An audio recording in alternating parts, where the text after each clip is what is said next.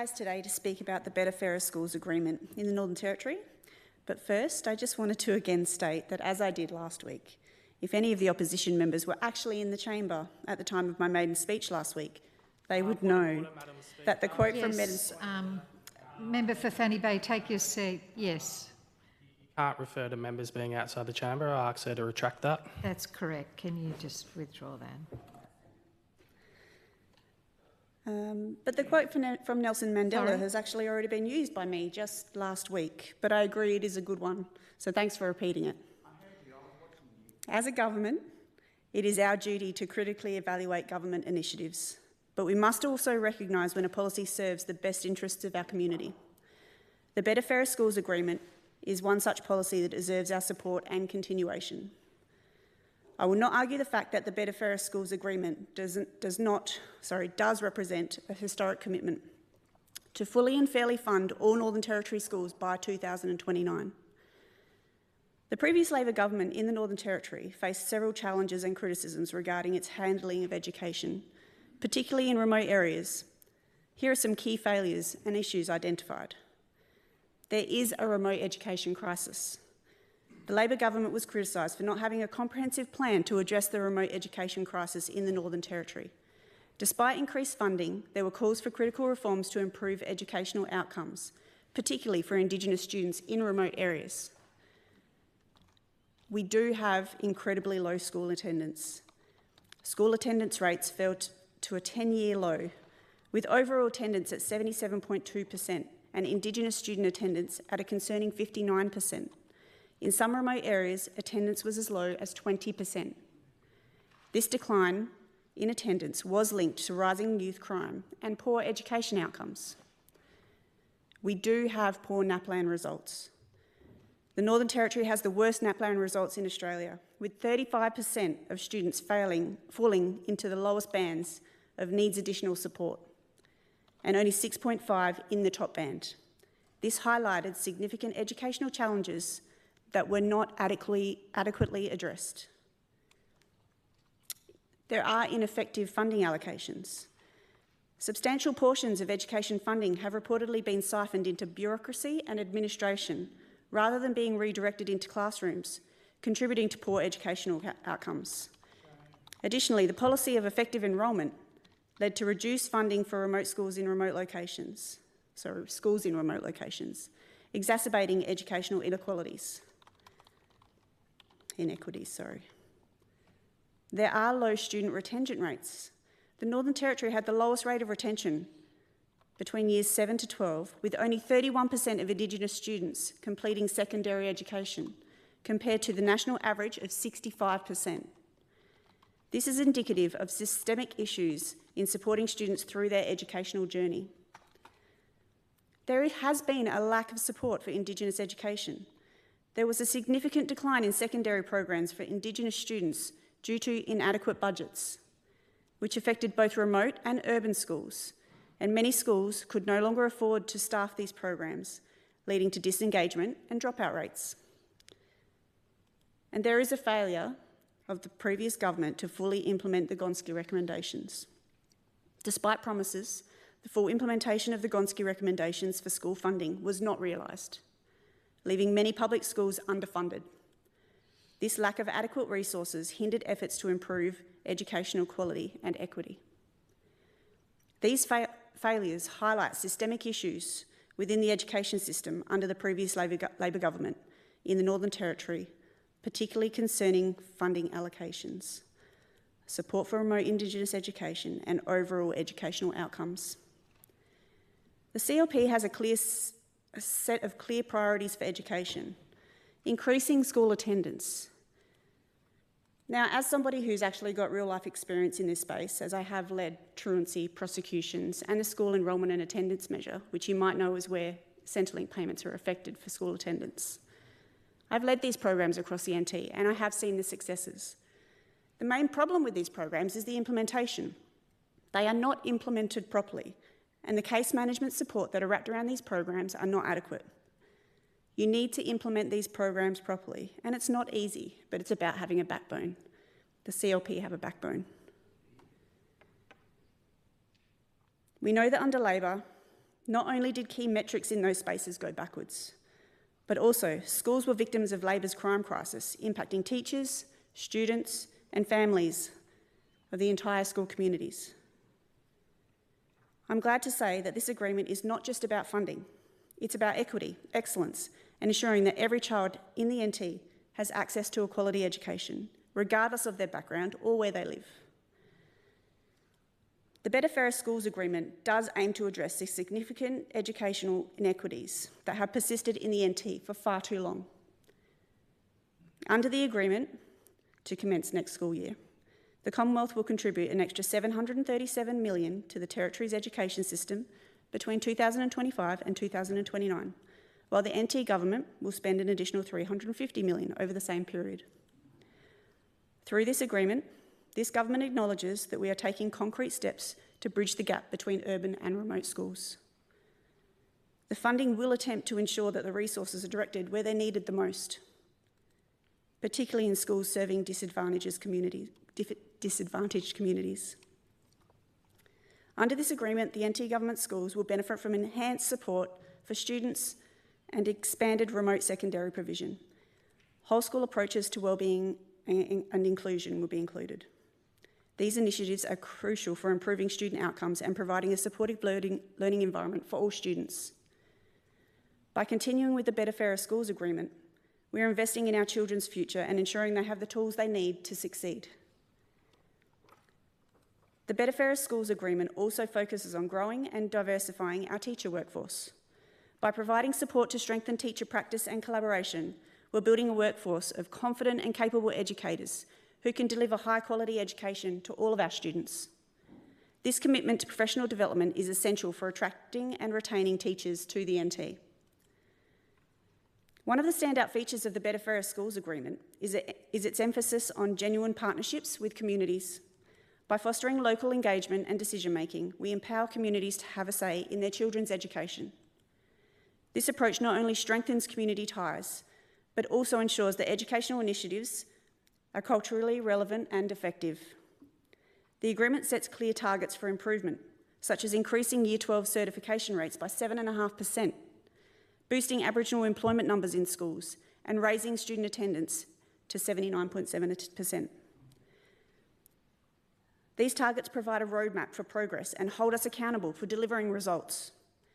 I acknowledge some effective reforms under the Better Fairer Schools Agreement that include enhanced support for students, like the Year 1 phonics checks, evidence-based teaching and targeted supports like small group tutoring for students falling behind, greater wellbeing support through student wellbeing officers and multidisciplinary teams in schools.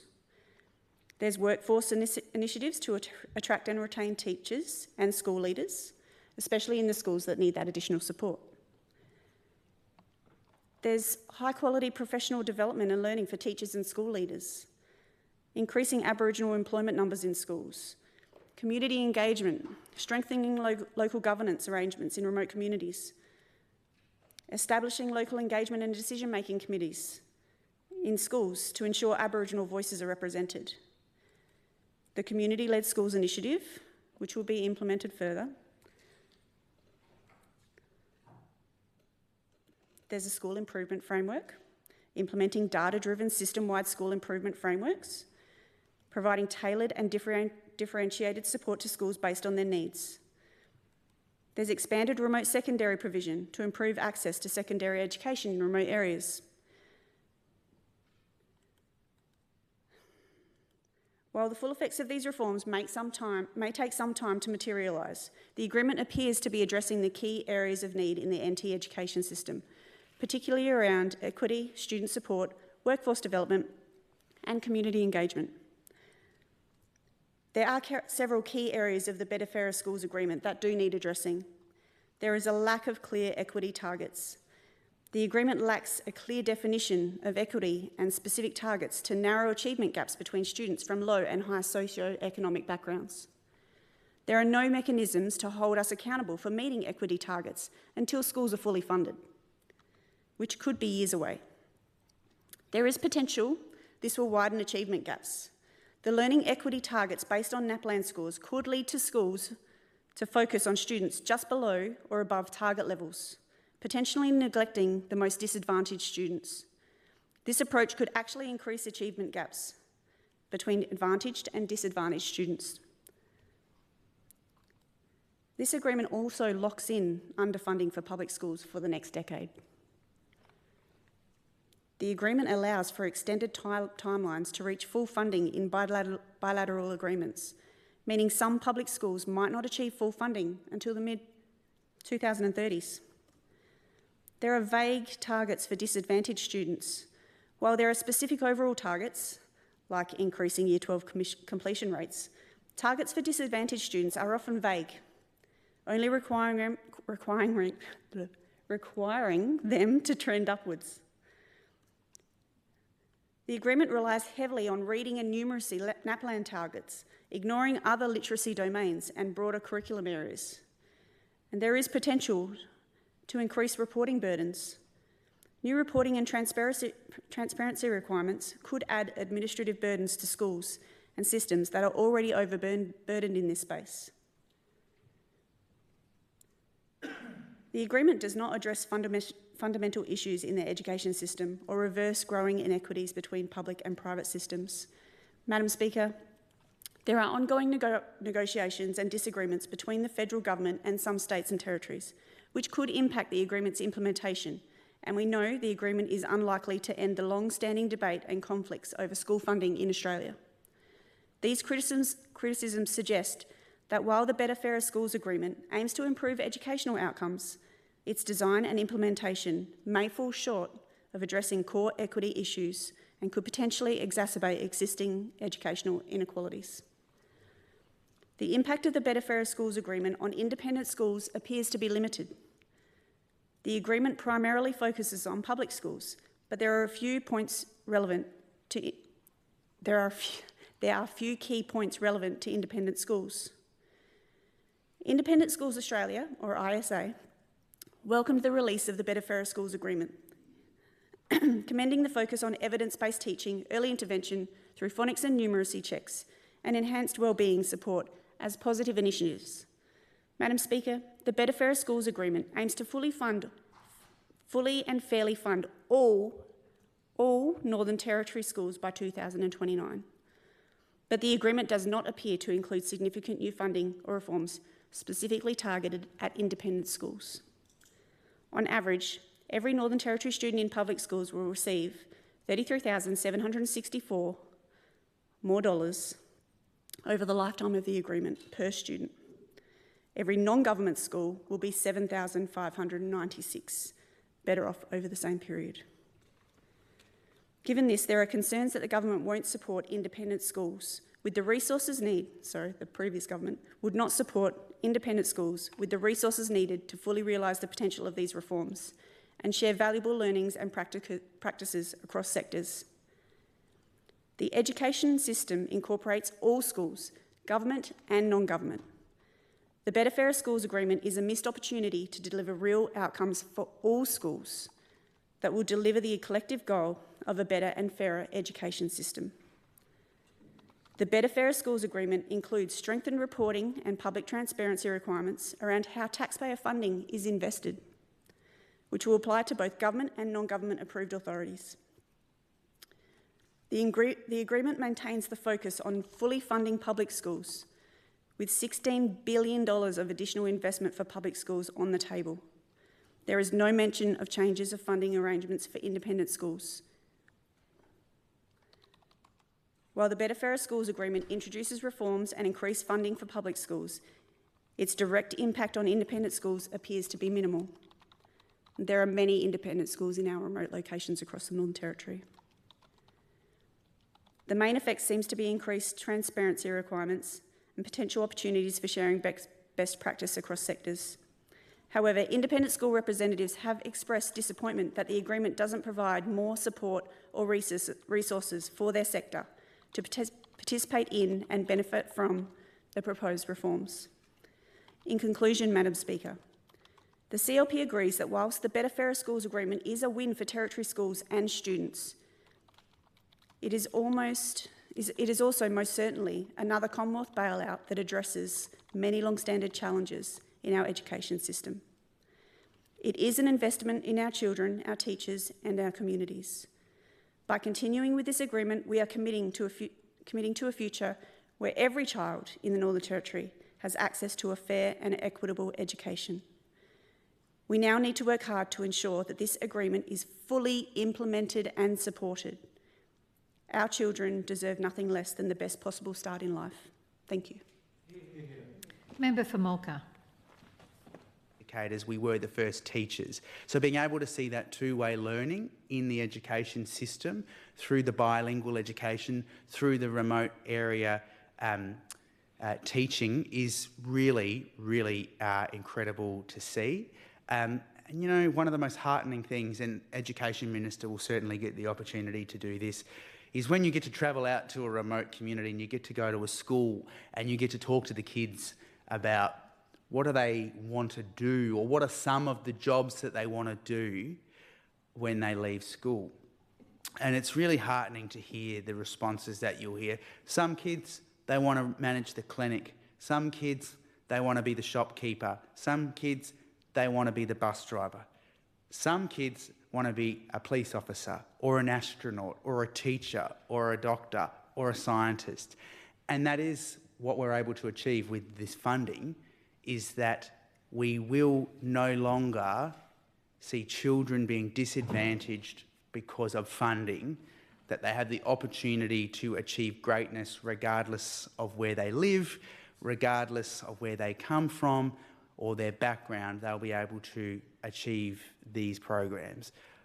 Also, I think it's important, I've spoken a lot about Indigenous education, it's really important.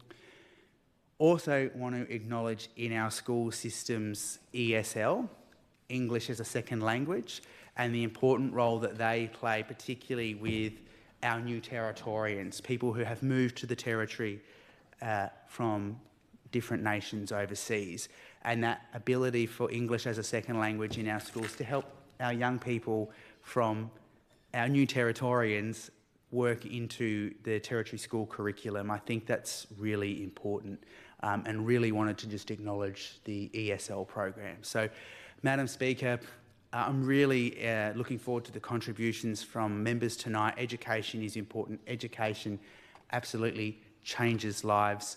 Education allows people to believe that they have a future, that they have the opportunities, that they can achieve great things. And education, when people are afforded the opportunity to participate in it, stops people from being held back, stops people from living a life of disadvantage, of disempowerment.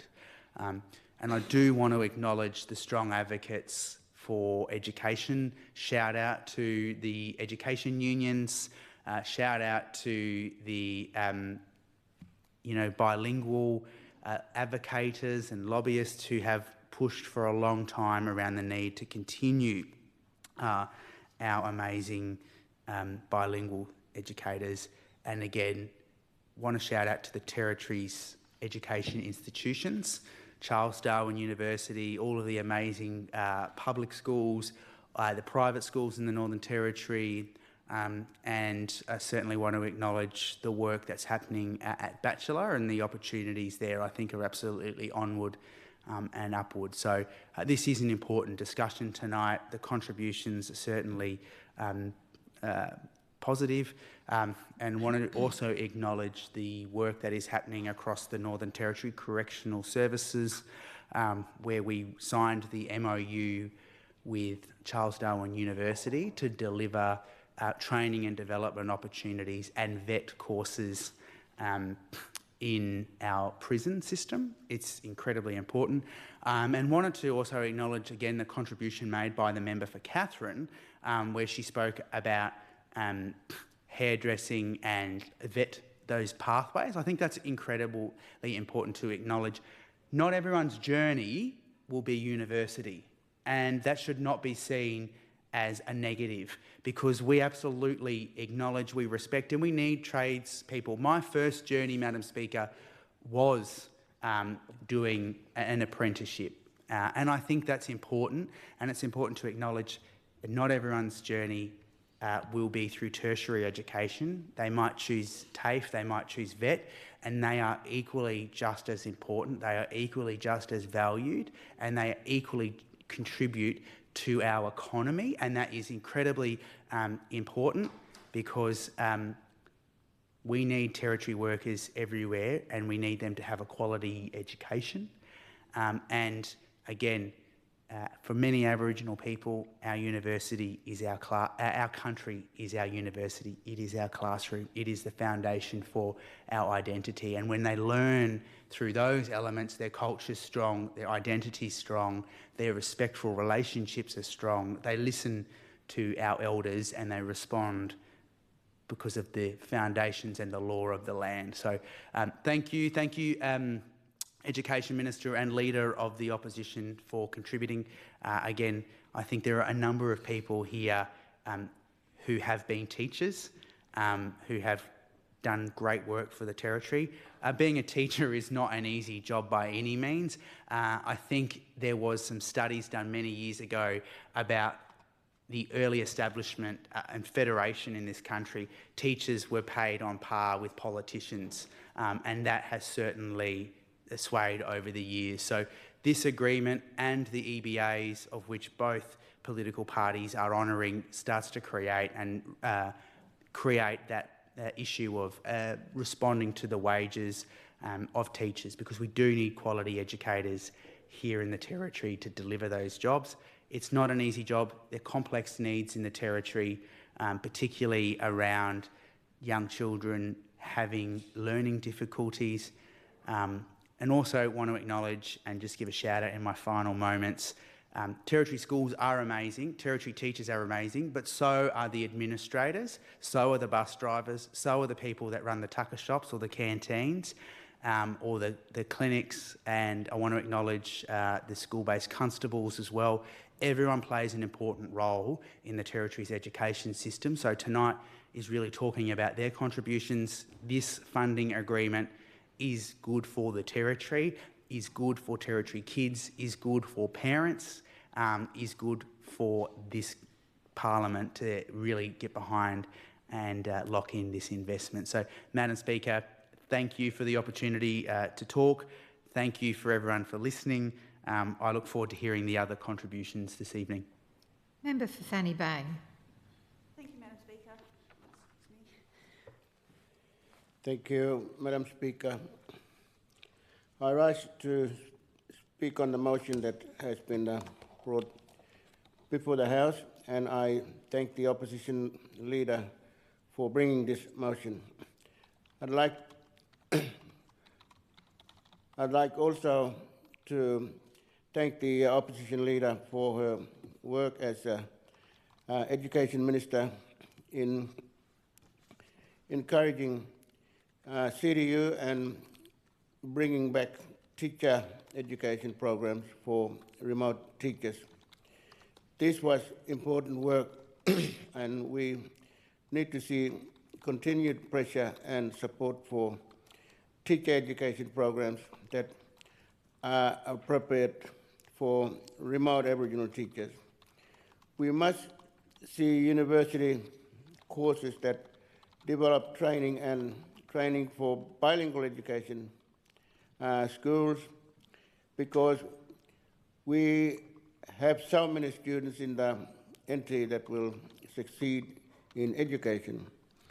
If they are given access to strong bilingual programs that support the development of the English language and other Western knowledges through children's first language, this is critical. Madam Speaker, I'd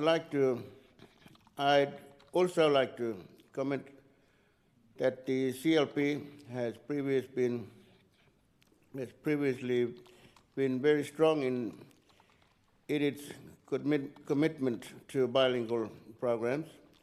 In 2012, under Terry Mills, the CLP government won the Bush seats with bilingual policies. Terry Mills was a bilingual teacher himself because he had lived in Indonesia and spoke Indonesian language. I'd also like to note that we have many bilingual speakers in this 15th Assembly of Parliament, and I would like to celebrate the diversity of languages and ESL speakers that are here today. This will be very encouraging for many Aboriginal children who have previously felt ashamed of their languages. This is something that is part of our colonial history, the loss of language and children who were stolen from their parents and punished if they ever spoke their own languages. This was also the education policy of the NT not long ago. The previous Labor government brought forward the first 4 hours of English-only policy in 2008. This was incredibly damaging for our schools and our communities. Many Yolngu educators left our schools at this time and never came back. They took jobs where they were more greatly valued. Some schools took this policy so far that they locked the gates. So many members couldn't come into the school gates to ensure that no language other than English was spoken in the morning. They shut the parents and grandparents, elders, and leaders out of the school. Thankfully, this policy was eventually overturned, but people in my communities still remember the former Chief Minister, Ibalula, travelling to our communities to enforce the policy this was before she became a politician. Following this, we had direct instructions and English-only program imposed on some schools, a program that cost millions of dollars from America and saw declining attendance rates for children, and Yolngu teachers were very worried about the lack of first language use in the classroom. Madam Speaker, our remote schools have also suffered greatly under the policy of effective enrolment that Labor held in place for the last 8 years and CLP before that. Thankfully, under the former Education Minister, Lauren Moss, and a review into the effective enrolments was called, which clearly showed that remote schools were being completely underfunded. I was very pleased to meet the Education Minister and department staff yesterday and see that there will be an increased budget for all remote schools in my region and hopefully across the NT. This is very good news that we are finally seeing our schools funded on enrollment rather than attendance. But I am concerned that the target funding for bilingual schools has now disappeared. This will likely impact smaller schools who will see a small increase in funding based on enrollment, but at the same time lost funding because the targeted funding for bilingual schools has disappeared. It's a bit like now you see it, now you don't, as the money is moved around. I have fought for funding on enrollment so our schools can have all the programs that are needed. Bilingual schools have extra expenses for teacher linguists, for production managers who produce the resource in Aboriginal languages, for Aboriginal literacy, working for Aboriginal languages, for Aboriginal literacy workers who create the resources and support teachers. These are specific bilingual needs that until now the Department of Education has provided targeted funding for. Madam Speaker, this is money that is well spent. It's an investment in our future, and I will be truly disappointed if the department is taking this opportunity to scrap a vital funding stream for our bilingual schools. I appeal to the Minister to ensure that bilingual schools continue to be properly resourced for the bilingual programs they run. Madam Speaker, there is another education policy that I would like to raise. Our grade 3 children should not be forced to sit through NAPLAN tests, For bilingual speakers, this is simply not okay. This does not help them, but harms them. When they sit in front of multiple long tests that they do not understand, and the test should either not be done or be done in the children's first language only. In bilingual schools, there is absolutely no need to have this test in year 3 or year 5. In year 3, students are learning in their own language. They are learning to read and write in Yulngamata, and they have not seen English before. So putting an English test in front of them is pointless. So I would ask that there is a consideration given to removing these tests. I will use this opportunity to appeal to the Education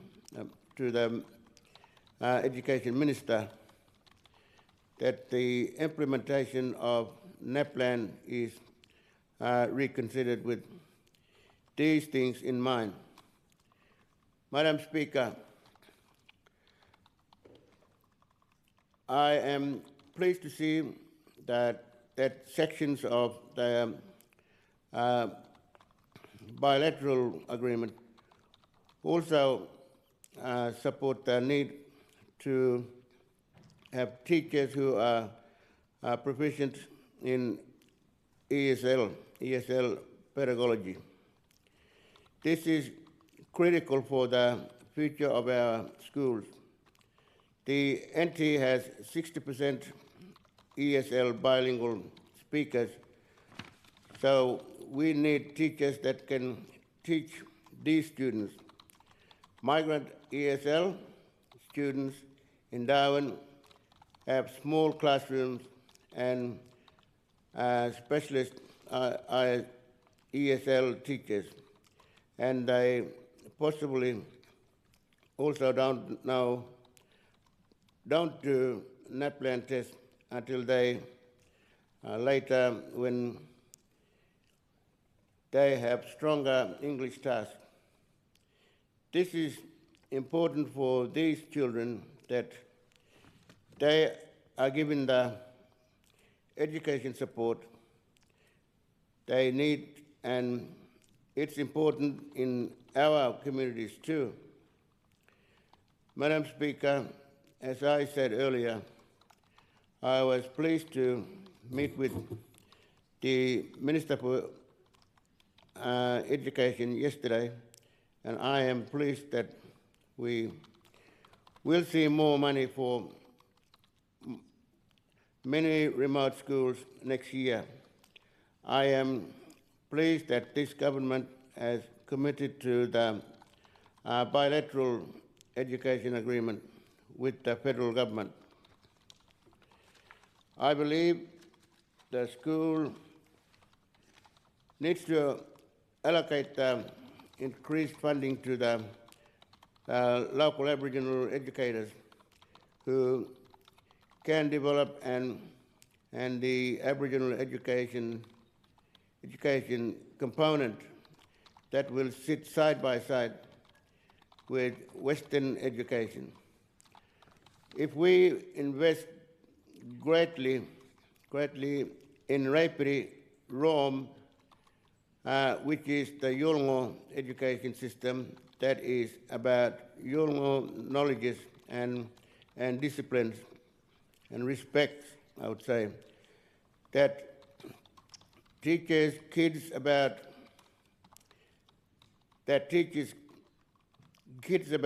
kinship, songlines, country, seasons, respect, and more.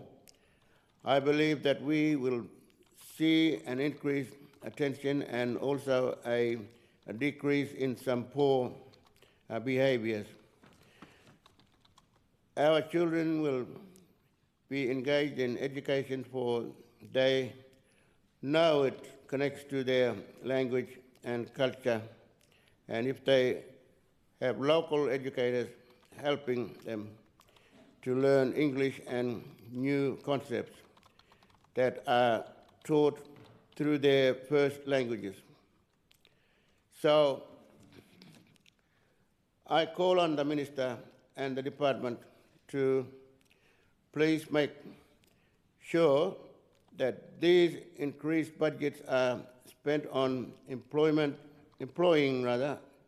community elders and leaders, and running strong language and culture programs for every school day that sit side by side with literacy and numeracy and all the other programs.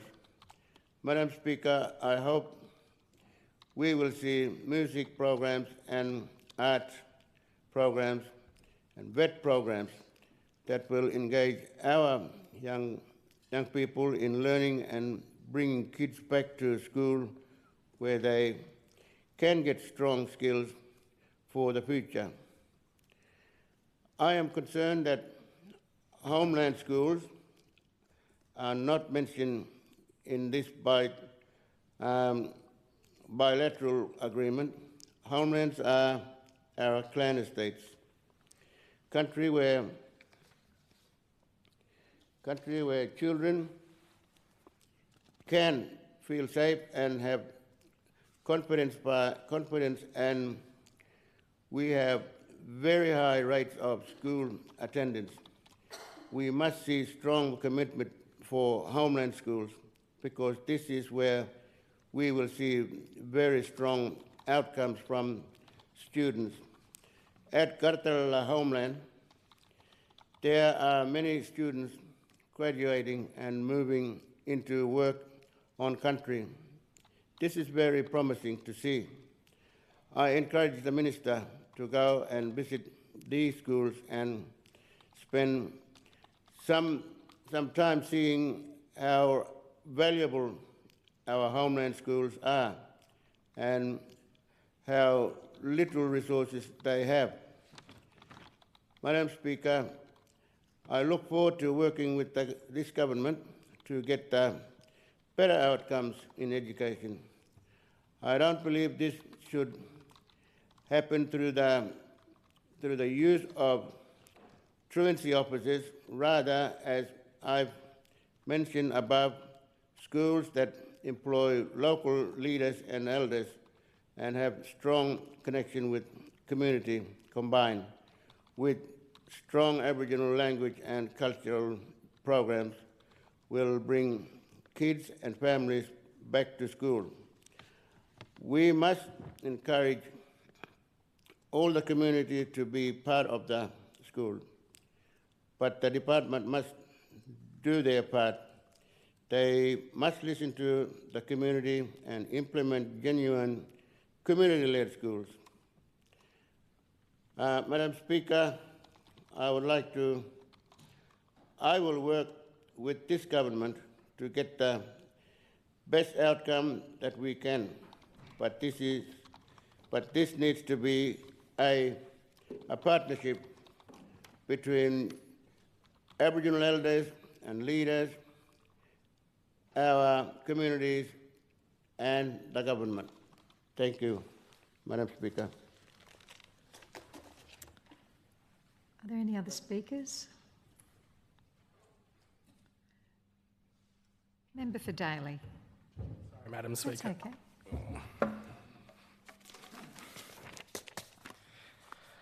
Thank you, Madam Speaker. Madam Speaker, I stand in support of this motion and thank the Leader of the Opposition for bringing it before the Assembly today. Madam Speaker, this motion is calling for the CLP government to uphold the bilateral Better and Fairer Education Agreement signed between the Territory Labor Government and the Commonwealth Government in full. This is to get on the public record that no public school student or public school across the Territory should be worse off or into the future. The former Territory Labor Government made significant strides in advancing education, aiming to empower individuals and communities to best engage our kids and see the positive results. This includes increasing access to quality education, improved infrastructure, and the implementation of progressive policies. We, as a Territory Labor Government, invested in teacher training, technology integration, and curriculum development to equip students with the skills necessary for success in the modern world.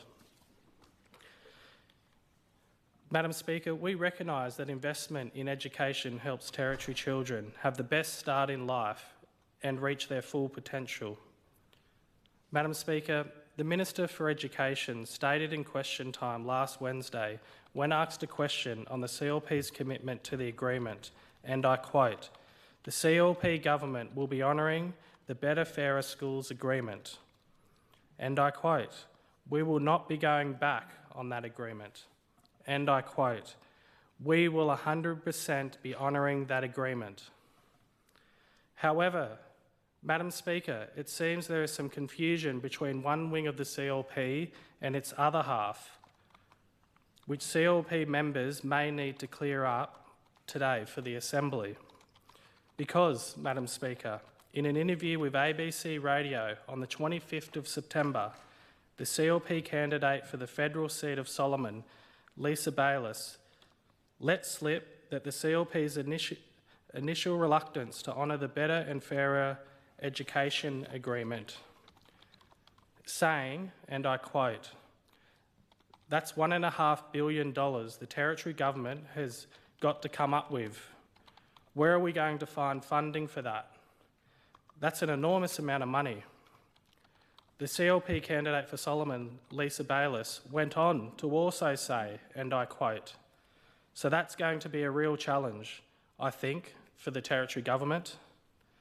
Madam Speaker, under this agreement, all Northern Territory public schools will be fully funded and fairly funded to 100% of the schooling resource standard by 2029.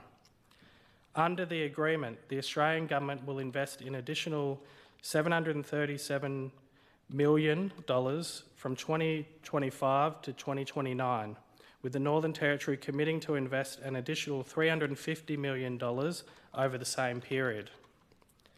This means that Northern Territory schools will reach their full and fair funding levels 2 decades earlier than they would have if funding continued under the original settings.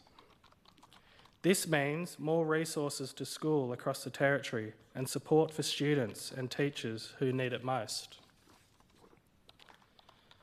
Madam Speaker, it is quite concerning to hear that Lisa Bayliss, the CLP candidate for Solomon, has already cast doubt on the CLP government's intention to honour this agreement for Territory children. Is this really who Territorians would want to see representing us in Canberra? Someone who isn't prepared to stand up for Territorians?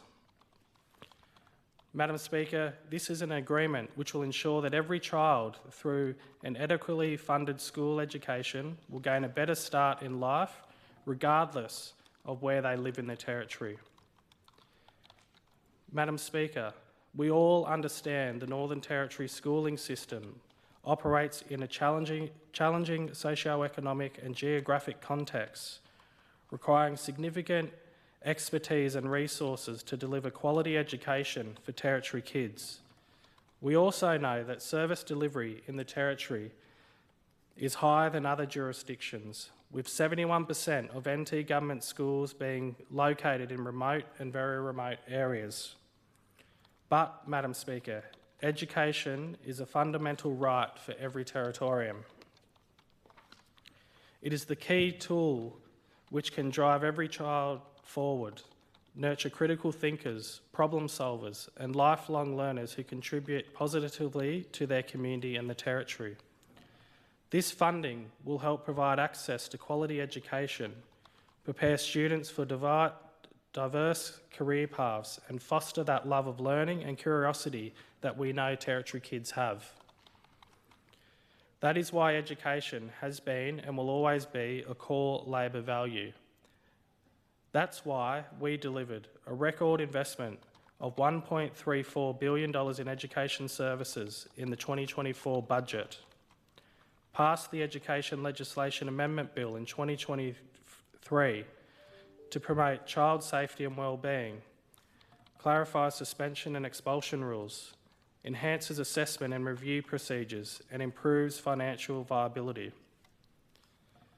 Delivered families as first teachers in remote areas under the NT Remote Aboriginal Investment Strategy, with 55 programs currently funded throughout the Northern Territory.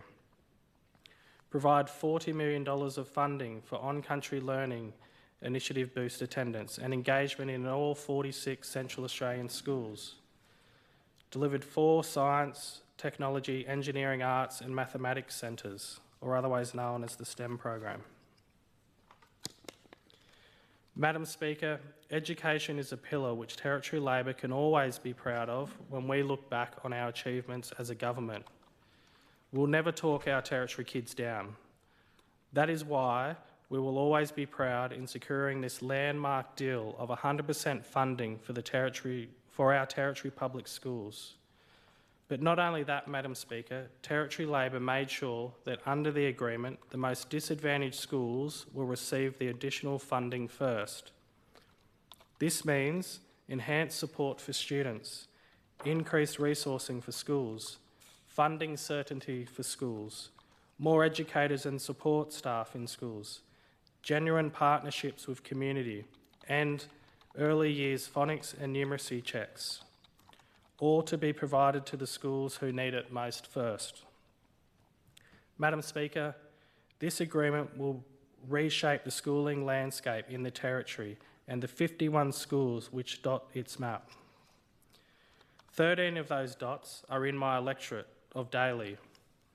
That's Adelaide River School, Berry Springs Primary School, Bachelor Area School, Bellewen School, Douglas Daly School, Dundee Beach School, Palumpa School, Pepperminardi School, Pine Creek School, Tipperary Station School, Wooliana School, and Wooloning School. The teachers and support staff from these schools do an amazing work, and I want to take this moment to acknowledge them for their efforts, especially with the World Teachers' Day coming up this Friday. Madam Speaker, through this motion, we are asking for the CLP to uphold the full funding of our Territory Public Schools. Why is it that we hear from one member of the CLP that they probably won't do it, and we hear from the Minister that they will do it?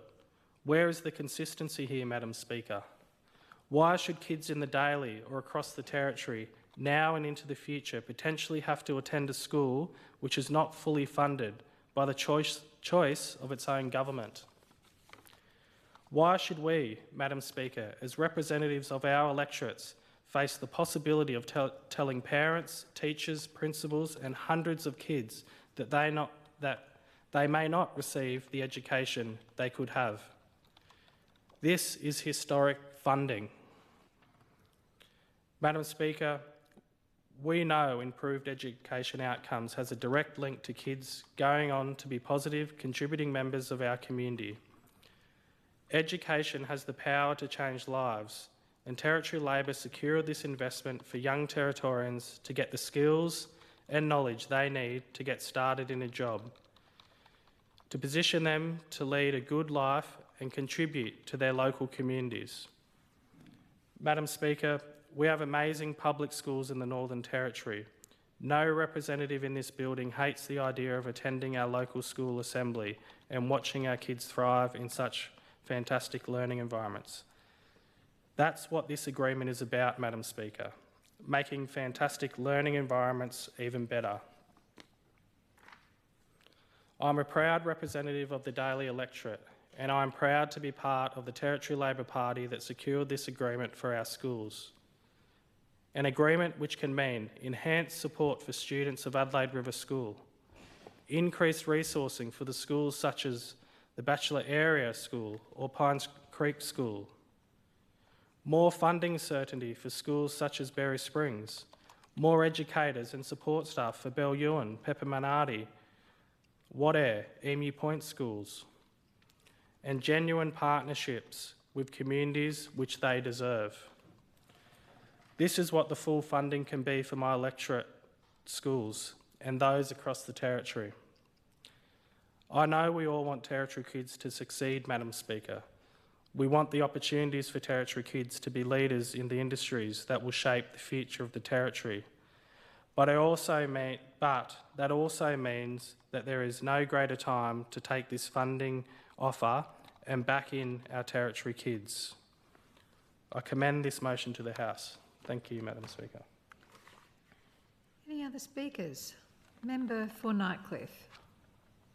Thank you, Madam Speaker. Thank you, sorry.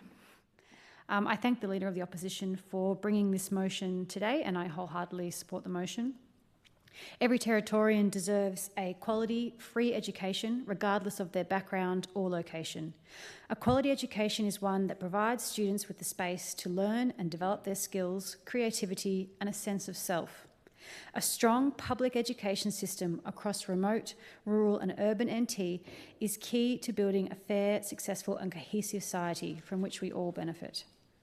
Territory public schools and Territory public educators do some of the heaviest lifting in the country when it comes to educating our kids, and we need to be backing them in with fully funded schools. It is concerning, therefore, that Northern Territory public schools have been some of the most underfunded schools in our country. This agreement, if honoured by the CLP government, will see schools reach their full funding level by 2029. Given the chronic underfunding of our schools and the high needs of the children in our community, I urge the government to deliver the funding in full by 2025 as a matter of urgency. It is only through quality and fully funded public schools that we'll be able to address some of the many societal issues that we have been discussing in this very chamber. The review to inform a better and fairer education system found that Australia has one of the most socially segregated school systems in the OECD. This is absolutely shocking and unacceptable. The review found that concentrations of social disadvantage in specific schools are having a profoundly negative impact on student learning over and above the impact of individual socioeconomic status. The review also found that high concentrations of social disadvantage are generally found in the public system, and that non-government school fees and enrolment practices can be prohibitive for low-income families.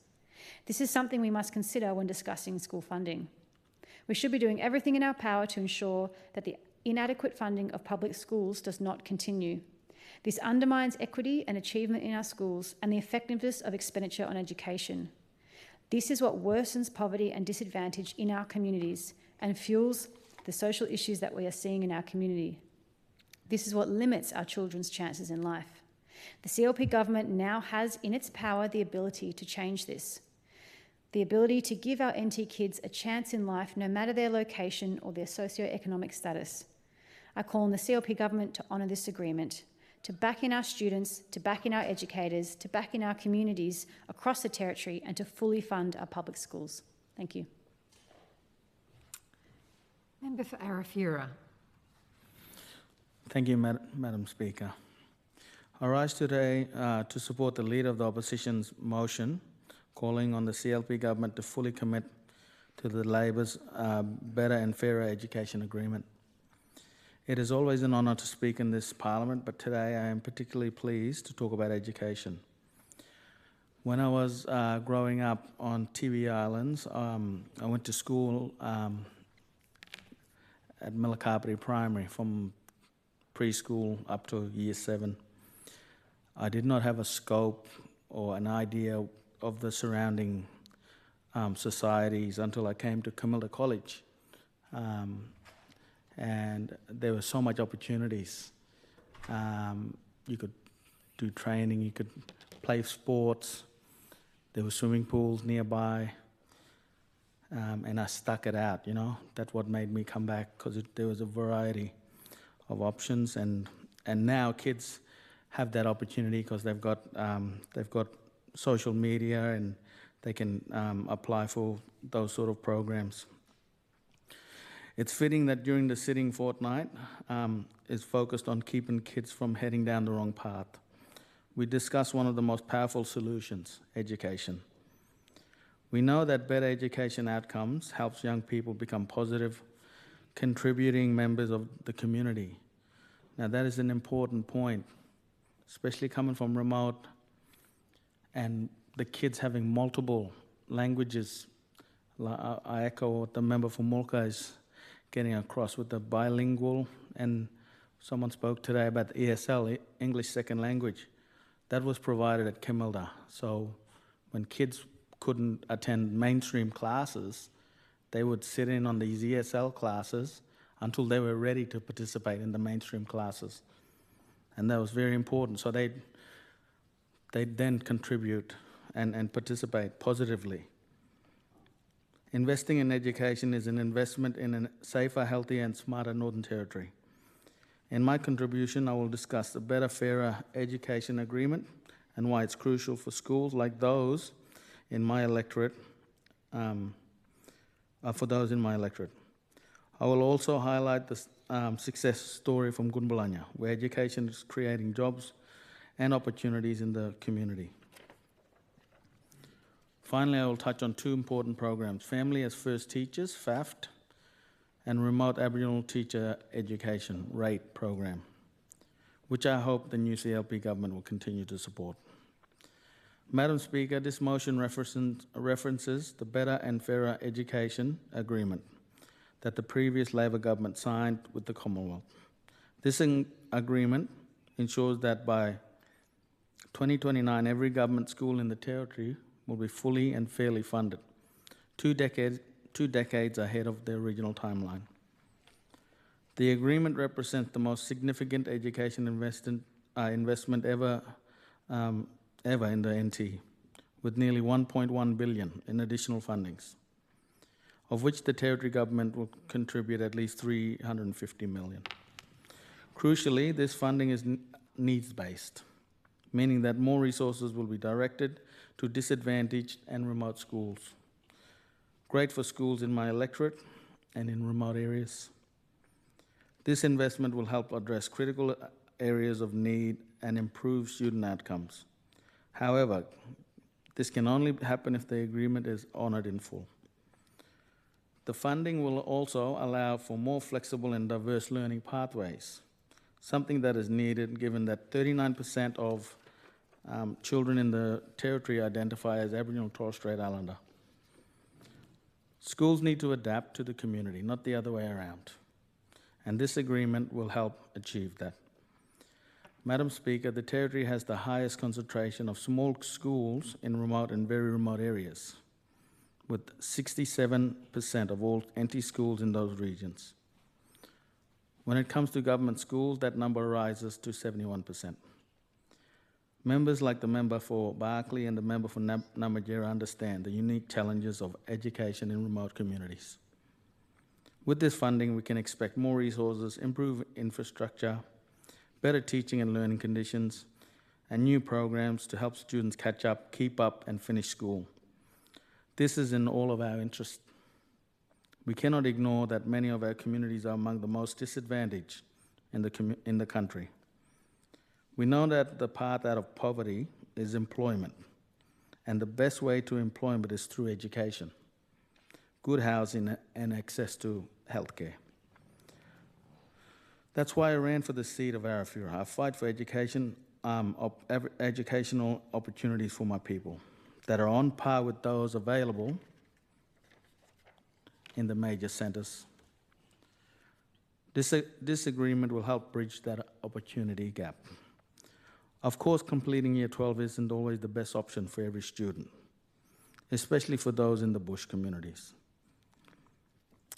The government must also provide training, skills, and opportunities that allow students to reach their full potential, ideally within our own communities. Bush mob don't always do well off-country, so we must ensure equal opportunities regardless of location.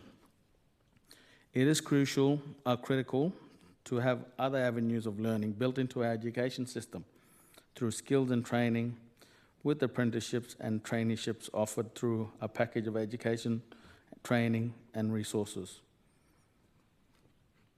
We are seeing this happening in places like Gunbalanya in my electorate. A great example of this can be seen in Gunbalanya, a bush school in my electorate that is leading the way in supporting students through their studies while opening pathways, trades, and skills. The Gunbalanya Secondary Campus and Trade Centre has created strong industry pathways for graduating students, with some earning vet qualifications while others completing their NTCET. This gives the kids opportunity to get out of their community and work in places like Darwin, Jabiru, or Katherine if they wish. This flexibility has been key to their success, with students moving into good jobs, from health centres to Gunbalanya meatworks. For local organisations, it means a homegrown and skilled workforce at their fingertips, if they choose. This school is a model for others, and I am incredibly proud of its success. With 230 students enrolled from transition to Year 12, as well as the participation in FAFT, it is proof of the power of quality education in the bush communities. I call on the new CLP government to continue to invest in these education programs. Madam Speaker, I am also proud to have been part of the Labor government that invested in early childhood education for younger ones. Research consistently showed that the years between 0 and 5 are critical to the child's future success. In particular, I want to speak about FAFT, the Family as First Teachers program, which delivers quality early learning and parent support, has been transformative. FAFT delivers quality early learning and parent support programs to young children and their families. It develops place-based programs to engage families and communities and build build parents' capacity to give their children the best start in life. Taking part in FAFT from a young age set up these young people and their families for a successful future. The previous Labor government's $12 million investment into FAFT have significantly impacted the education journey of many graduates, with research showing that it has led to much better educational outcomes. Engagement and participation throughout primary and secondary to beyond significantly improve outcomes. There are 55 FAFT sites established in the NT. In government, Labor was committed to increasing FAFT and prioritising all remote community schools to have a program. I call on the government to continue this. Madam Speaker, all this extra funding will be in vain if we cannot attract good teachers. That's why I'm proud that the past government that I've been a part of, have passed an enterprise bargaining agreement, making our teachers the best paid in the country. I want to also acknowledge the new CLP government for honouring this agreement, because filling teacher shortages is essential, and I think we can all agree teachers deserve it. In my electorate, I want to thank all education workers. You are doing an incredible job. So to the teachers, assistant teachers, cultural teachers, school leaders from Gunblanya, Jabiru, Menangrida, Milakapri, Nguyu, Pulurampi, and Xavier. Thank you for educating, guiding, and inspiring our students and making the territory a better place. A special shout out goes to the Aboriginal teaching staff whose cultural knowledge is critical to the classroom and experience. We need more of you, and that's where the remote Aboriginal teachers education program comes in. The RATE program focuses on creating local workforce of teachers who understand and belong to their community. The beauty of this program is that it looks at the talent and capability that already exists in remote communities. Educators support and create a formal pathway to recognise and value local teaching staff. This program is excellent because it allows community members to get formal qualifications through the RATE program, while still living and working at home in their remote communities. This results in better completion rates and more teachers. Madam Speaker, the RATE program operated in 1980s and 1990s across many remote communities in the territory under what was called the Remote Indigenous Training Education Program. RATE students from that area continue to work in their community schools as assistant teachers and fully qualified and registered teachers. Many become senior teachers and school principals in communities like Gunblanya. Thankfully, Labor reinstated the RATE program, but CLP left a gap in a generation, causing massive damage to bush schools and student outcomes. We know how critical homegrown teachers are to our communities because education is about relationships. This program is essential for increasing teacher numbers and ensuring better educational outcomes. I hope the new government will not repeat the mistake it made the last time they came into power. Madam Speaker, kids out bush need to be prepared for a different future from the one they are growing up in. Aboriginal students walk in two worlds, and the education system needs to recognise and deliver for them. Labor believes Labor believes where you were born and who your parents are shouldn't determine the education you get. It is core to our beliefs as a party. Madam Speaker, in conclusion, I urge the new government to continue the previous government's strong record in education, honour the better and fairer education agreement in full, support the continued rollout of FAFT programs, build up success of RATE program. Together we can ensure that all territory students, whether in bush or in town, receive the education they deserve. Thank you. Member for Barclay. Thank you, Madam Speaker. And Just before I start, I just wanted to mention World Teachers' Day coming up on Friday. So in the Barclay, I just want to firstly make a big shout out to all of the teachers in my electorate right across the Barclay, but teachers right across the Northern Territory. So thank you for all of the work that you do. Certainly the teachers that I meet with and talk to right across the Barclay have done an incredible job in many schools, in the high school in Tennant Creek Primary School, and of course in the remote communities. But what I hear today is that essentially the Labor Party trying to rewrite history. And what we're hearing today is incredible, because I've heard various statements. I've heard that there's been record investment in education, there's been a sustainable workforce, there's been a homegrown workforce, investment in housing and health. But I also heard that, I think it was a member for Daly, said that there's been significant strides and improved infrastructure in education. So I was really, that caught my attention because that's certainly not what I've experienced in the Barclay, Madam Speaker. But in regard to the motion today, the Assembly calling on the CLP to uphold the bilateral better and fairer education agreement in its entirety in every school in the Northern Territory, fully funded by 2029. So again, listening to speakers on the other side, one would think that that Labor's started delivering this agreement. Well, they haven't. Labor hasn't started delivering one single bit of this agreement, because it'll start next year.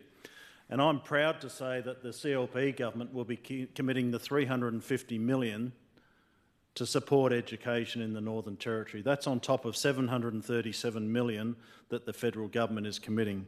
So I'm proud to be part of a CLP government that will be delivering better education for schools in the Northern Territory, because what I've seen in the Barclay, Madam Speaker, and looking back at some of the promises that have been made by the Labor government, certainly since over the last 8 years when they were in government, has been absolutely appalling. And I'll get to that.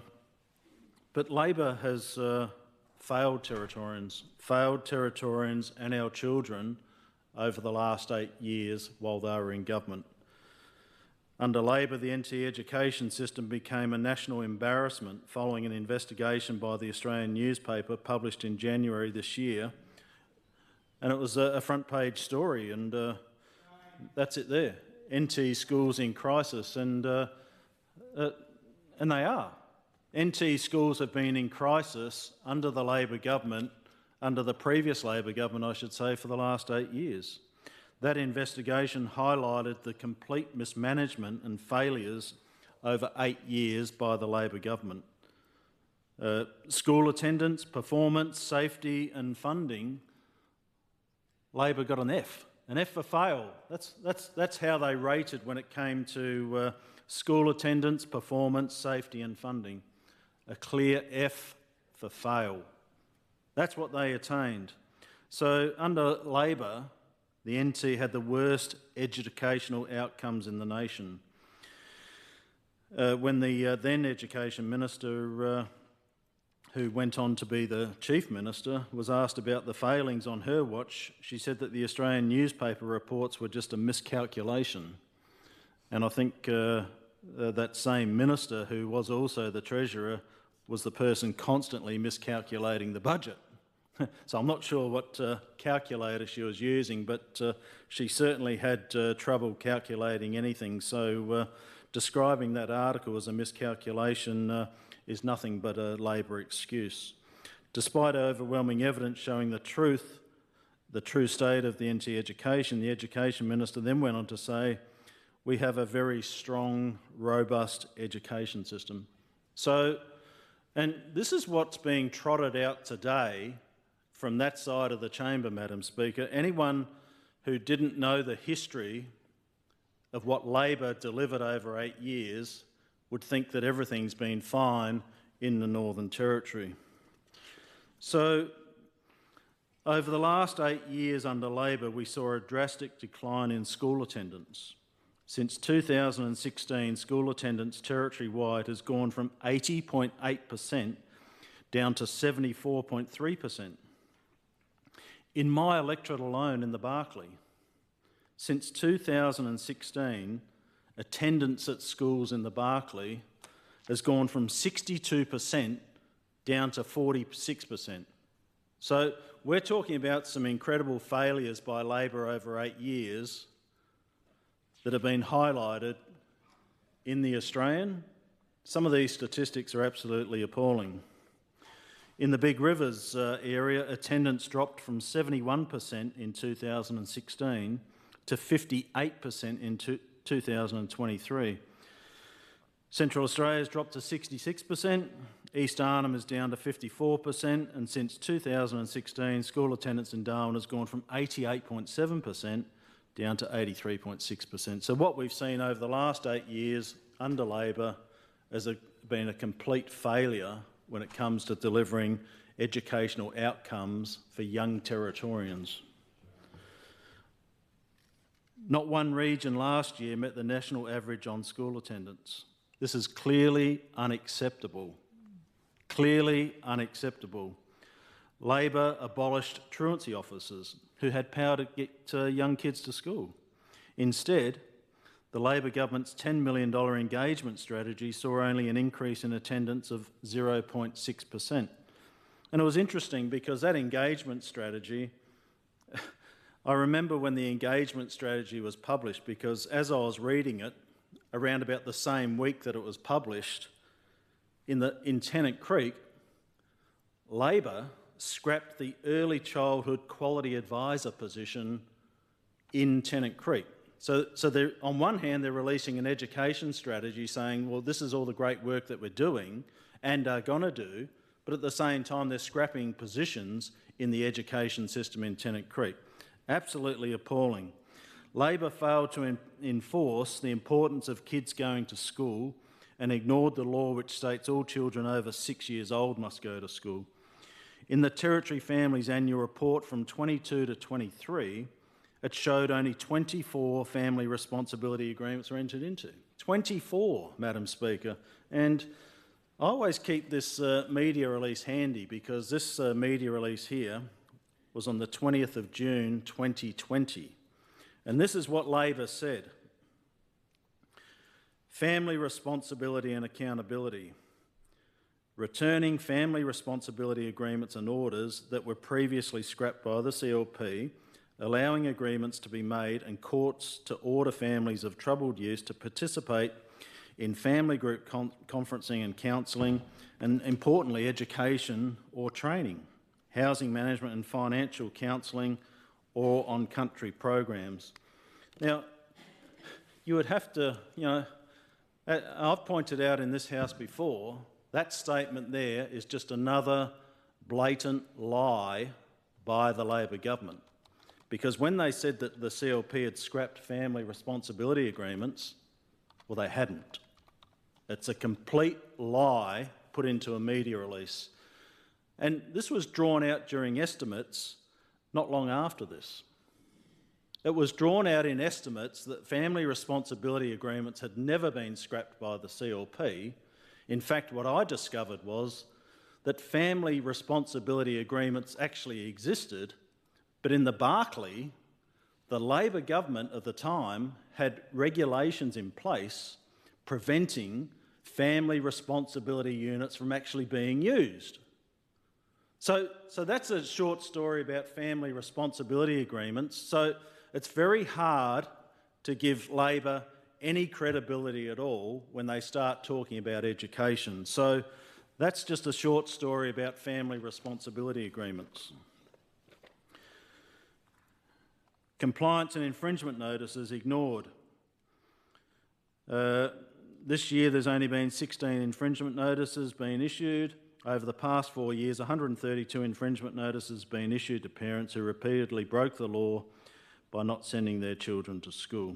Under Labor, Territory kids lagged behind the rest of the country when it came to writing and maths. These results are absolutely extraordinary.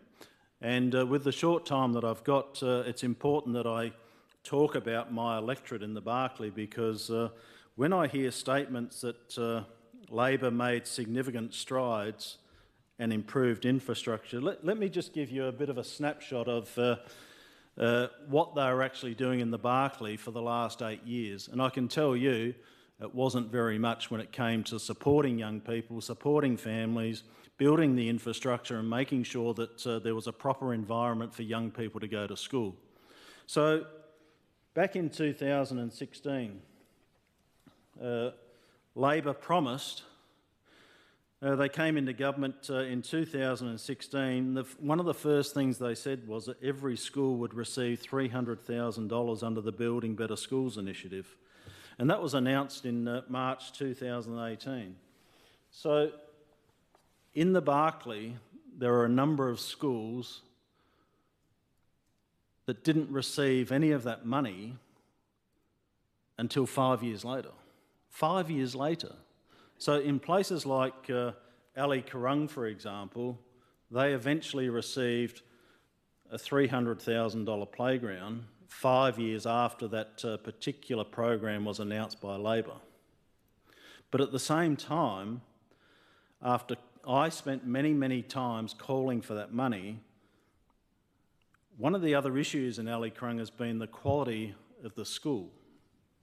So I've been calling for 8 years, well nearly 8 years, because I was the mayor of the Barkly Regional Council from 2017, and during that time I was calling for the Labor government to do something about the school in Ali Kurrung. I'll give you a bit of history. The Ali Kurrung school burnt down in the 70s. In the 70s.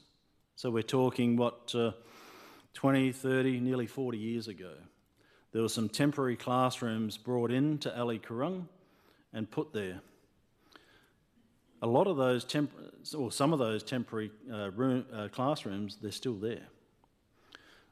That school, and it was confirmed and also mentioned by the Australian Education Union about 5 years ago as being the worst school in Australia. The worst school in Australia it was described as, and over the last 4 years in opposition, I constantly hounded the Labor government to actually do something about that school. So what do you reckon they did? Well, they did something. They put in 3 new classrooms. 3 new classrooms over an 8-year period, and did nothing further than that. They've removed a couple of old buildings. I used to go in there and visit, and you'd stand in different areas and nearly fall through the floor. It was actually unsafe, unsuitable for children, families and teachers. The school itself doesn't even have a proper staff room for teachers. No proper staff room for teachers. It doesn't have some of the basics that one would expect to see in a school, such as science, library, playgrounds, fencing, landscaping. None of that exists at Ali Kurrung. And here we are with a situation where attendance in the Barkly has dropped down to 46%. That's the state of the school at Ali Kurrung. I've been calling for the Labor government over the last, or the former Labor government over the last 4 years to do some work at Newcastle Waters. I've been calling for them to do work at Munkata School, the Ali Kurrung School, the Borroloola School, the Waggiala and Corella Creek. How much do you reckon they've invested? All they've invested is the 3 classrooms at Ali Kurrung. At the same time, earlier this year, I visited Borroloola. The high school had closed. On my way back to Tennant Creek, I drove down the Tablelands Highway. I stopped in at Corella Creek. There was a padlock on the gate. The school was closed. The grass around the school had grown to this high lapping up around the school at Corella Creek, causing an absolute danger because during dry season, of course, if that goes up in flames, the school goes with it. And that's the school with a house adjacent to the school. So that school was closed. What I found out was there was no teacher at Yingiya and there was no teacher at Mankata. Now, when we went to estimates this year, I asked the Education Minister about vacancies at the Tennant Creek Primary School. Labor didn't even know how many vacancies there were at the Tennant Creek Primary School when I asked the question. In fact, I asked the question, I think I got told there weren't any, even though everybody except the Labor knew that there was 5 vacancies at the Tennant Creek Primary at that time. So this is some of the challenges and some of the failures of Labor just in my electorate in the Barkly. It's absolutely shameful what's been left behind in the Barkly by Labor. So as we go through some of these issues, it just goes to show Labor was unwilling to do the work to get kids to school and get learning rates up. They didn't want to do the work. So as we move forward, it's clear Labor failed to even recognise that there's a problem. We found that schools were unfunded. The Federal Education Minister, Jason Clare, said that the NT's public school system was only funded 80% of what was recommended under the Gonski review. So here we had Labor, again, trying to convince us that they've done all this work in education, but education was only funded up to 80% over the last 8 years under the previous Labor government. So this agreement moving forward, Madam Speaker, as I said, I'm proud to be part of a CLP government because we will be delivering that agreement. We will be investing $350 million. And I'm proud to say that as a CLP member, as an elected member for Barkly, we'll eventually deliver that new school for Ali Kurung. We'll be working with families, the residents, the teachers and the students to try and get those attendance rates back up to where they should be. Because Labor completely failed. They failed my electorate, and without even looking around the Territory, I've got no doubt that they failed many other electorates in the Northern Territory. So to stand here today and present information, or for Labor to present information which would suggest that they've done their job over the last 8 years is completely wrong. The evidence shows that Labor has completely failed young people and their families, and that's why attendance rates are so low. That's why literacy and numeracy is so low amongst students in the Northern Territory, because the former Labor government failed Territorians. Thank you. Next speaker. If there's no more speakers, Opposition Leader, Member for Arnhem, in closing. Thank you, Madam Speaker, and I'd like to start my wrap for this motion by acknowledging and thanking members who have contributed to this motion around education. I think, obviously, politics gets played in this House and we know how it all works, but at the end of the day, I do get a steady sense of importance about education from all members who have spoken and contributed, and the passion that they have in their current roles as local members, also in representation across the different political spectrum, as remote members, regional members, urban members. So I do take some heart into that.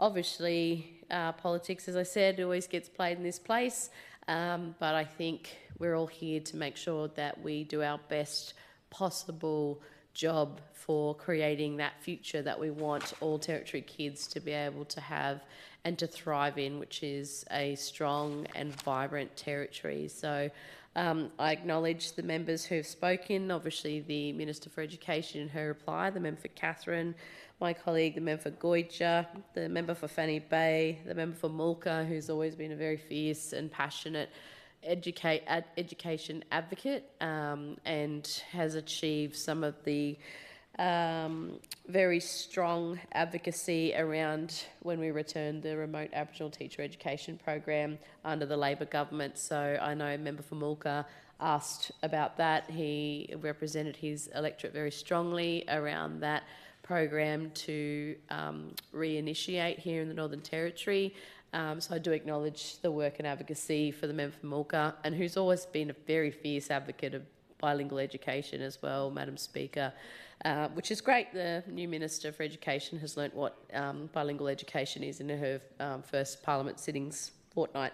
The member for Nightcliff, thank you for your contribution as well. No, you come with a very diverse and new experience here in the Parliament, and particularly around processes.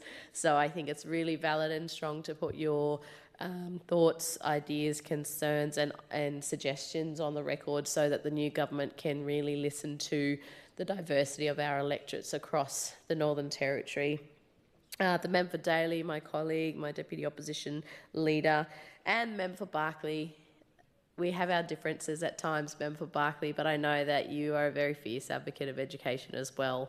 And I know, particularly as a fellow Bush member, we do come to this place with a very different set of perspective around our electorates.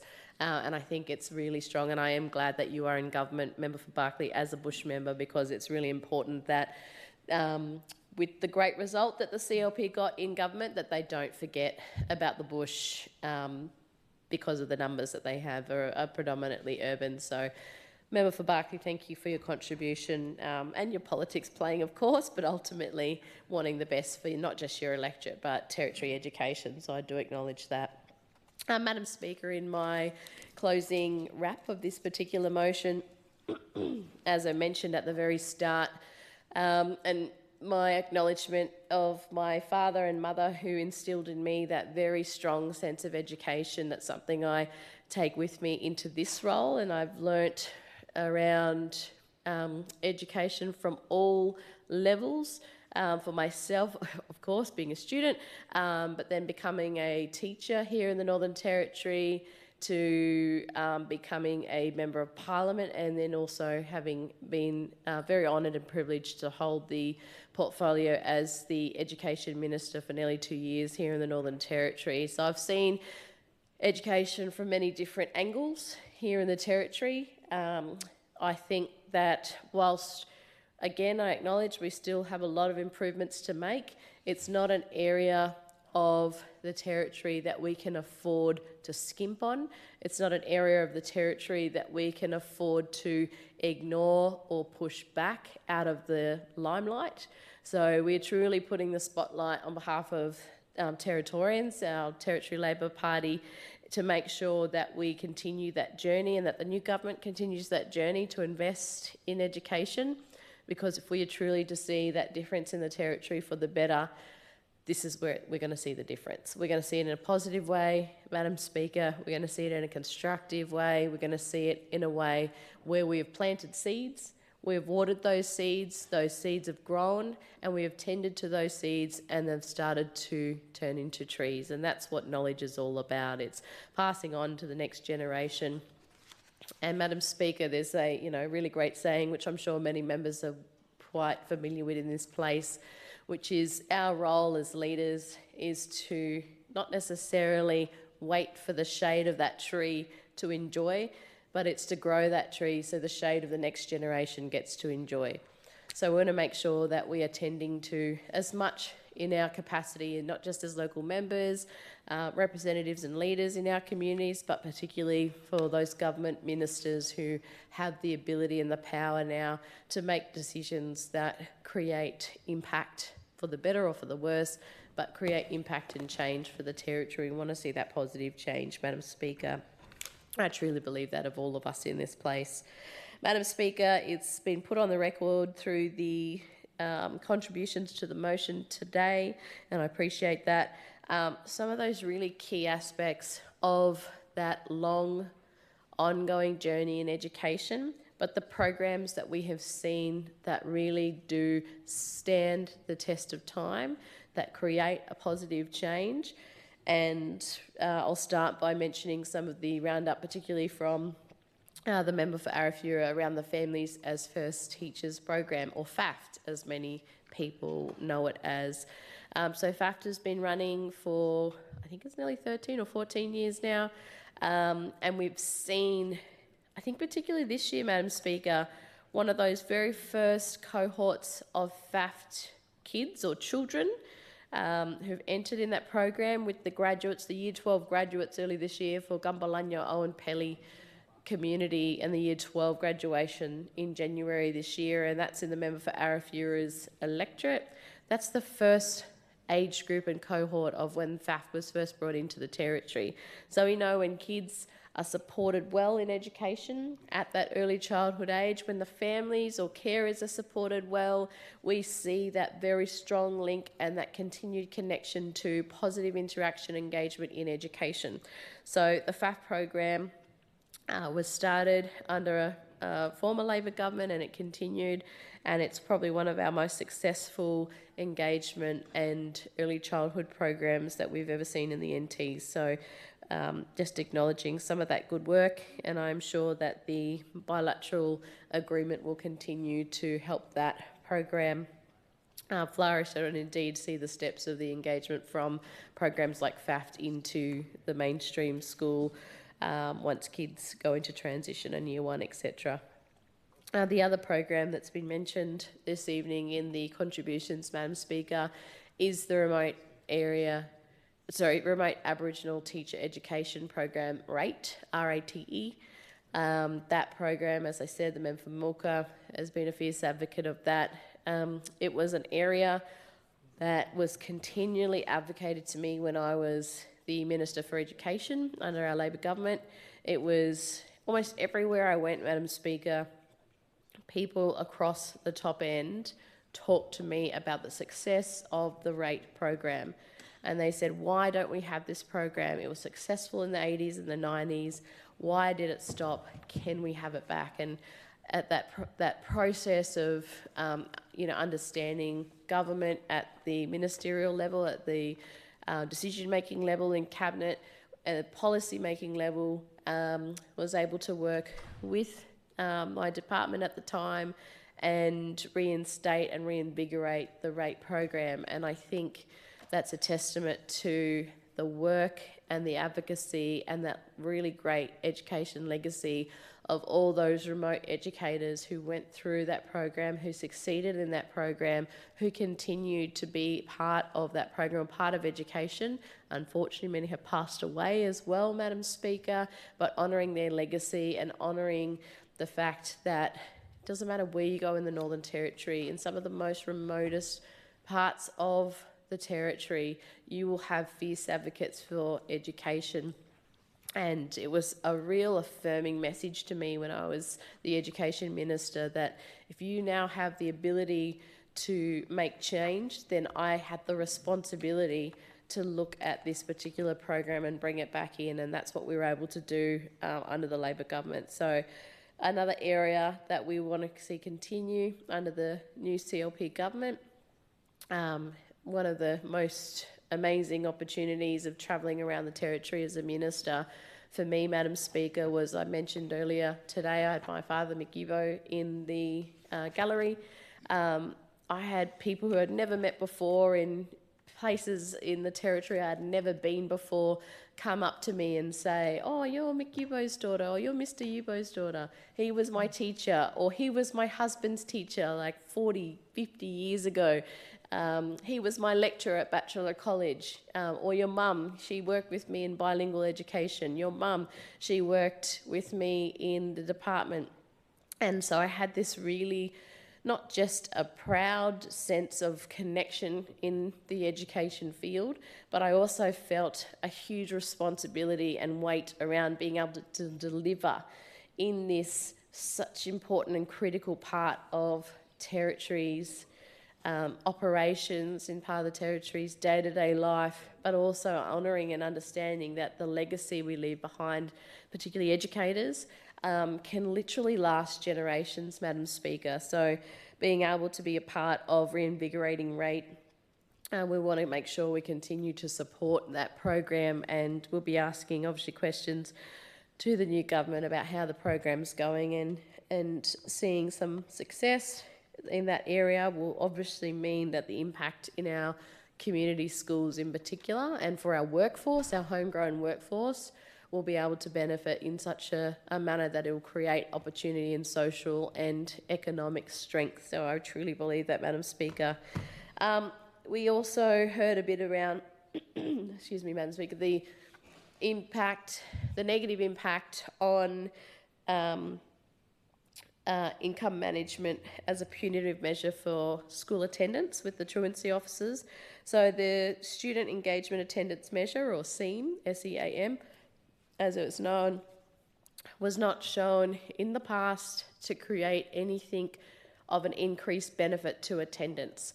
So if we're learning from the past, we're not repeating the mistakes of the past, I would urge the new CLP government to really take a fulsome approach to whatever it is that they are saying they're going to do with the attendance policy, to really look at the data and statistics, and as decision makers, particularly those responsible for money and the resources around education, to really look at what's going to make a difference and not repeat the mistakes of the past. So I urge the new Education Minister to do her homework, to understand the impact, and to make an informed decision, or support informed decisions around evidence and the positive impact we want to see, not the negative impact, or indeed what we saw in the past, which was no full change, or no increased change, I should say, no increased change to positive student attendance through those punitive measures. Madam Speaker, we've spoken about the diversity of the territory in this place. Some of those programs that have flourished under the local context, like our bilingual education curriculum. And one of the schools that I represent as a local member is also a school that I taught at as a teacher, and that's Numbwa School. It's categorised under that bilingual education banner, but it's actually a revitalisation program that is run through Numbwa School. Our students there at Numbwa, their first language is Creole, and the traditional language for our Nungabuyu people is Wulboy, or Nungabuyu, but Wulboy language. So the revitalisation program at Numbwa is the Wulboy language. We go across 150 kilometres to Nuka community, the closest swimming pool to Numbwa, 150 kilometres. It takes 3 hours in a school bus to drive one way for a 40-minute lesson, and 3 hours to drive back. So hopefully the Minister for Education can also consider schools that are in those remote places, and that's the closest swimming place. Nuka School, similar vein of most of the students at that school speak Creole as a first language, so they implemented a Creole program to have their language engagement, Madam Speaker, and then there's 7 other languages, traditional languages for the region, that they're integrating, or they have integrated into the language curriculum and program there. So they've taken a different approach because of the different family groups there. Nuka also has 100+ history of the mission, the Christian mission in Nuka, so the contact with English came much sooner in that part of the territory to Numbwa, which was in 1952, the first missionaries went to Numbwa. So just seeing what benefits can really be placed on the strengths of each of our schools, whether they're in the top end here, whether they're down in the Central Desert, or everywhere in between.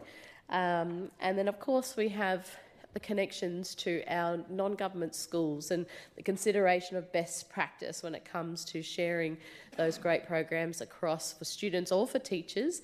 And I know, for example, our independent schools, particularly Catholic Education Office of the Northern Territory, had their own Growing Our Own program, which was similar to the RATE program principles, where they were focused on delivering an adult education program to ensure that community members and educators from the schools that they have a footprint in have the opportunity and support to be able to become fully qualified teachers in the Catholic education system. So there's all these great stories, there's little pockets. The CLP will lead you to believe it's all doom and gloom in education, but please also remember to honour the legacy of those educators, particularly those who have passed, those educators who have passed, who have fought their whole lives to ensure that their communities and their regions have a better future for the next generation. And I'll finish by saying, just enlightening the House, Madam Speaker, around a really great story. A couple of years ago, we honoured 9 Warlpiri educators with achievements, and it was part of a World Teacher Day ceremony down in Alice Springs. And a lot of these Warlpiri educators had officially retired. Some of them have been rate teachers, some of them had retired, a couple had passed away, but we were able to honour 9 of the Warlpiri educators in Central Australia, in Waitara, Alice Springs, and pay homage to the legacy of education. And a lot of these educators should have retired and enjoyed their retirement many, many years before. But Madam Speaker, each and every one of those award recipients was still working in the schools and the regions to contribute to the Warlpiri Education Triangle curriculum, to teach the next generation of language speakers and educators in the Warlpiri region, and to fight for education and the support for education and access to better resources in the Warlpiri Triangle. So it was, again, another humbling experience as an education minister to be with these educators who had worked in education longer than I'd even been alive. And some of those, particularly the Warlpiri women, knew my mum through that bilingual education curriculum and the work that had been done, and sat next to me and said, "Oh, we knew your mum," and yeah, she used to support us in the work that we did. So again, a bit of a full circle story. I truly believe it's 2 degrees of separation in the Territory, not 6. So if you don't know someone you know knows that person. Everywhere else, the theory is 6 to, be linked to all kinds of weird and wonderful characters. But in the Territory, we are a very tight-knit community, even though we're spread out over a very large geography, and our kids are too. Our Territory kids are, our Territory teachers are, our Territory principals and schools are, and the more we can benefit that network, honour that legacy, and create a very strong future for our kids, whether they speak English, whether they speak another language, whether they have a disability, whether they are young, whether they are old, whether they are starting their education journey or starting to complete their education journey, all of our kids, regardless of their sexuality, language, culture, religion, skin colour, all of our kids deserve to be put front and centre. And I really hope that we can see a shift from the CLP government to a positive reinforcement of children, of young people in the Territory, really lift up that importance of education so we can all work together to ensure that we are strong here in the Territory. Thank you, Madam Speaker. The question